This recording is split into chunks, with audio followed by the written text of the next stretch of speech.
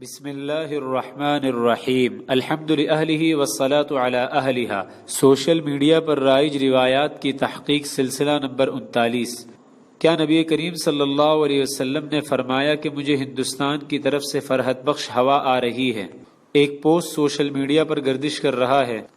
جس میں یہ بتایا گیا ہے کہ نبی کریم صلی اللہ علیہ وسلم نے اپنا چہرہ ہندوستان کی طرف کیا اور ارشاد فرمایا مجھے ہند کی طرف سے ٹھنڈی ہوا آتی ہے۔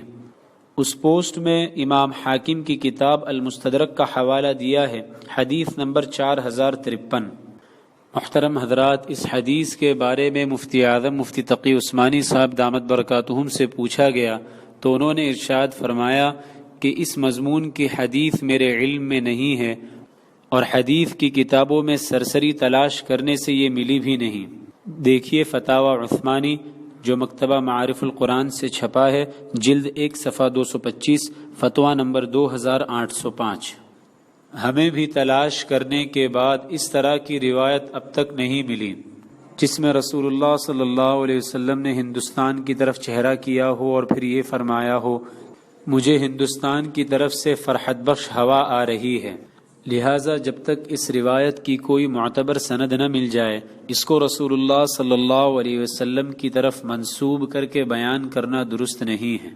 البتہ اس سے ملتی جلتی ایک روایت امام حاکم کے المستدرک میں موجود ہے، حدیث نمبر 3995، لیکن یہ نبی کریم صلی اللہ علیہ وسلم کی حدیث نہیں ہے بلکہ یہ حضرت علی رضی اللہ تعالیٰ عنہ کا قول ہے۔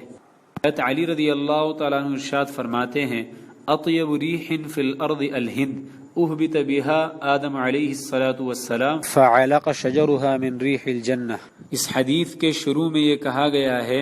کہ زمین میں سب سے فرحت بخش ہوا ہندوستان کی ہے جہاں آدم علیہ السلام کو اتارا گیا تھا۔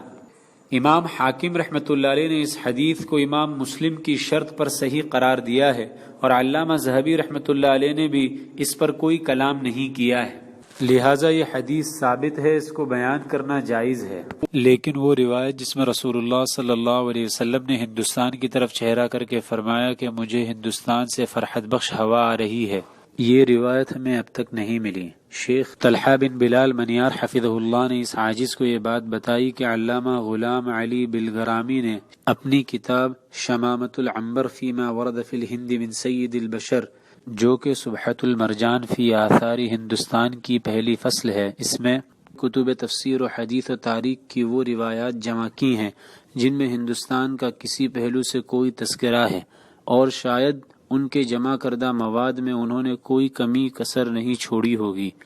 مگر وہاں بھی اس طرح کی کوئی روایت نہیں ہے سوائے اس روایت کے جو امام حاکم نے المستدرک میں ذکر کی ہے۔